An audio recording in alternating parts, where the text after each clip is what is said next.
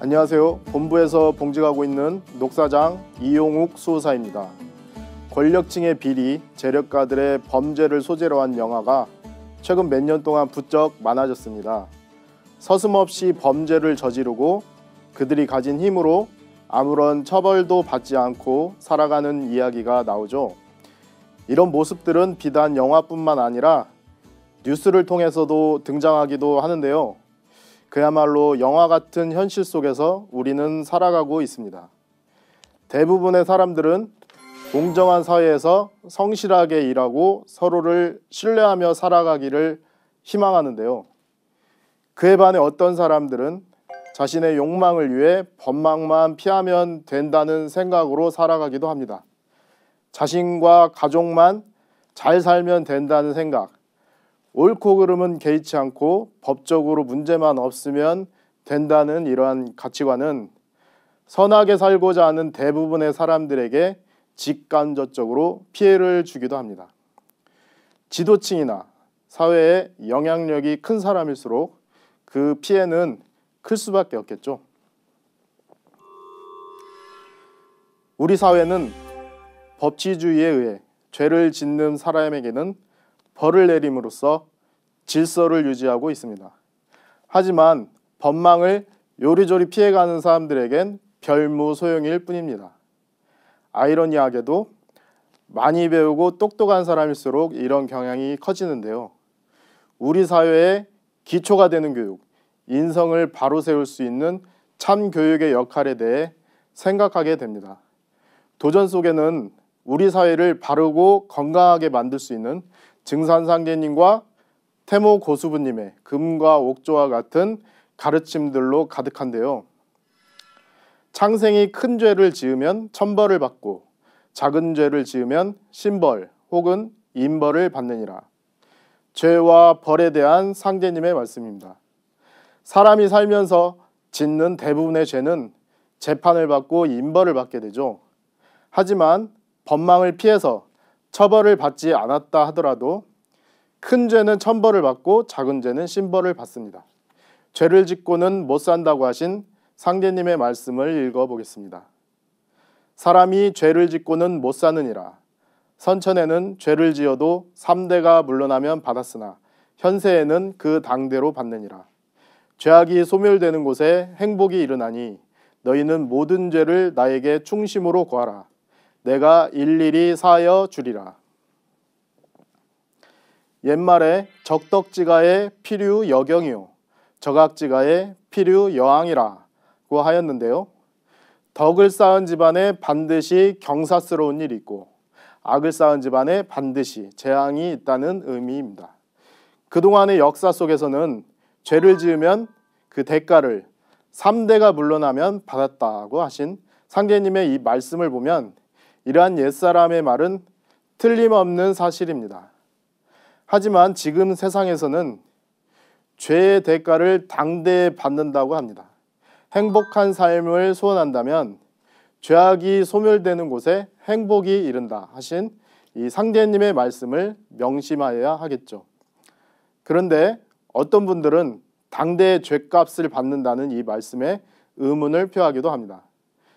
지은 죄에 비하여 가벼운 처벌을 받고 호의호식하며 사는 사람들도 많이 찾아볼 수 있기 때문인데요. 보통 사람들과 달리 위정자, 권력자와 같이 영향력이 큰 사람들의 경우는 오랜 시간을 두고 심판을 하기도 합니다. 당태종을 도와 당나라를 건국한 핵심 인물 24장, 그 한 사람인 위징이 재판을 받는 장면을 도전해서 볼 수 있는데요. 상제님을 당대에 모신 김형렬 성도님이 천상에 올라가서 보고 들었던 이 신비로운 이야기가 도전에 실려 있습니다. 상제님께서 성도들에게 하늘의 일을 말씀하시니 형렬이 항상 마음속으로 하늘님 뵙기를 원하옵니다 하고 소원하는지라. 하루는 형렬에게 안경을 주시며 이것을 쓰고 나를 따라오라 하시매 형렬이 따라가니 화려한 삼층 누각이 나타나거늘 자세히 보니 세상에서 이르는 천상의 옥경대더라. 상제님께서 형렬에게 아래층에 있으라 하시고 상층으로 올라가시니 선관 선녀들과 만조 백관이 좌우에서 옹위하니라.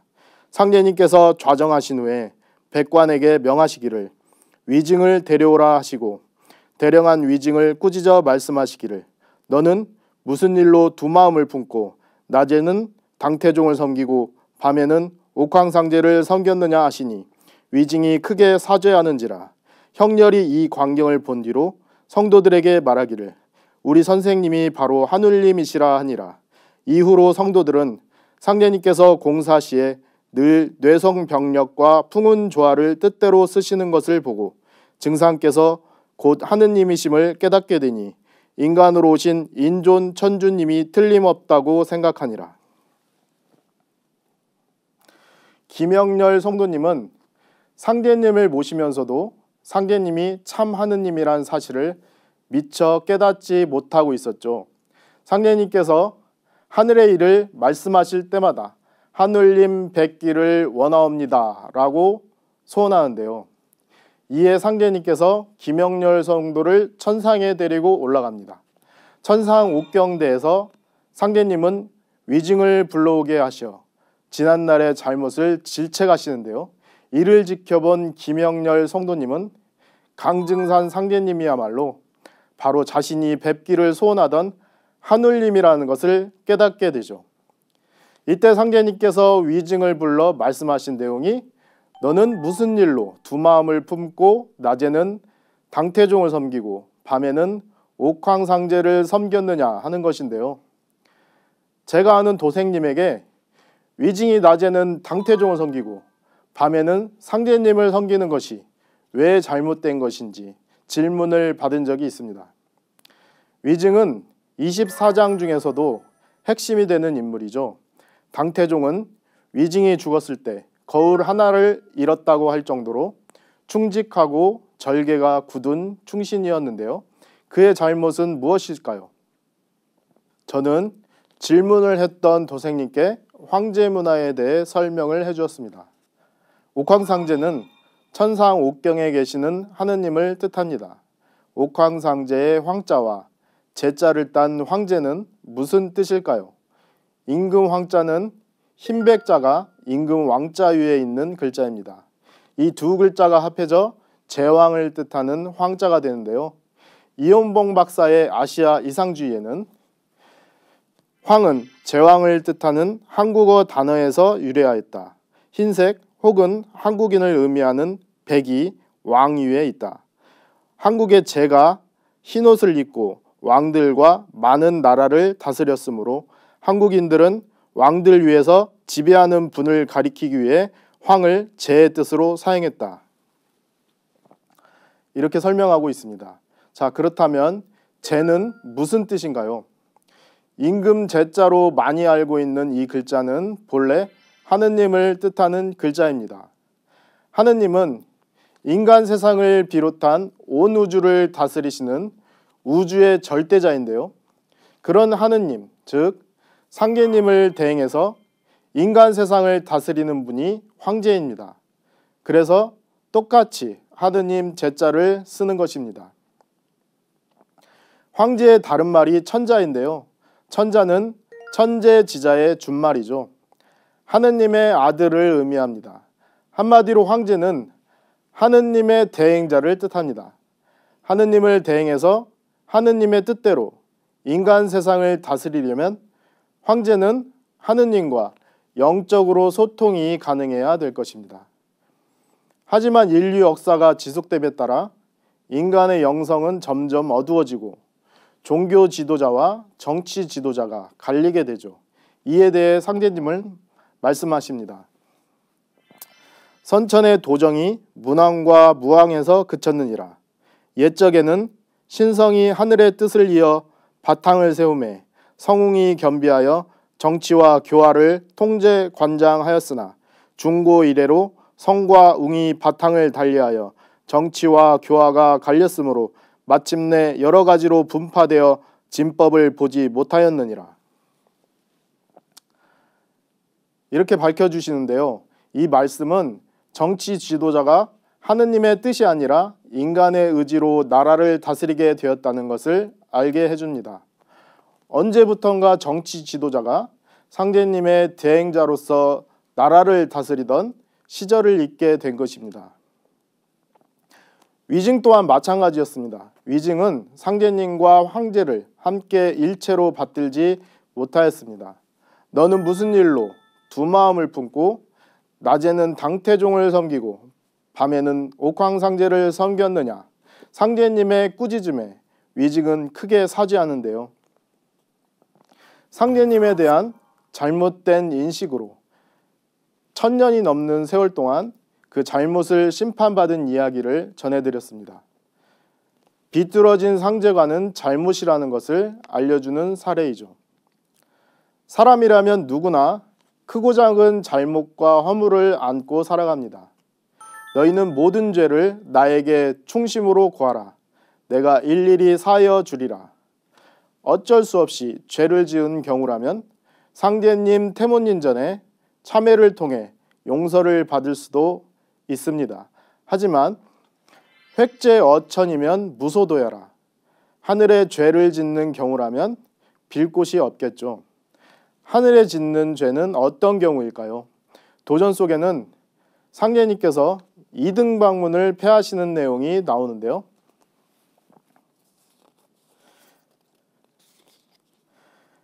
다시 내성에게 명하시기를 담뱃대를 들고 나를 향해 총 쏘는 흉내를 내며 꼭 죽인다는 마음으로 탕탕 소리를 내라 하시니 내성이 명에 따라 총 쏘는 흉내를 내거늘 이에 한 성도가 여쭈기를 이제 이등방문을 폐하시는데 어찌 내성을 쓰셨습니까 하니 말씀하시기를 안성을 썼노라 하시니라.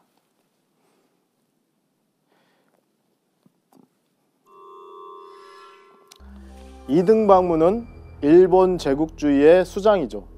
1909년 10월 26일 안중근 의사는 침략의 원흉인 이등방문을 처단하였습니다.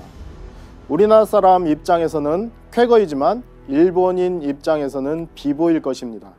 그런데 강진산 상제님은 온 인류의 하느님입니다.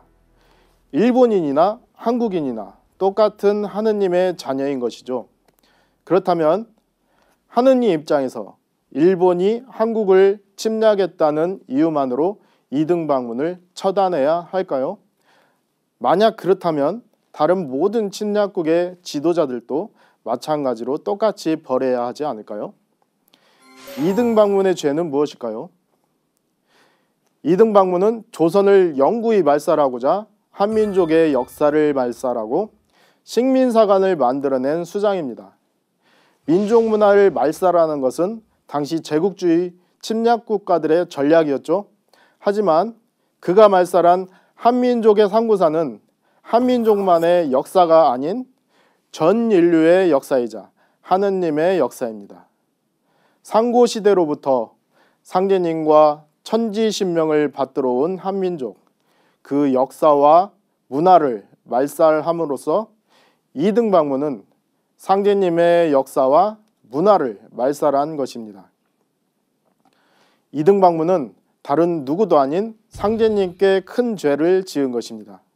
하늘에 지은 그의 죄를 물어 상제님은 이등방문을 폐하셨습니다.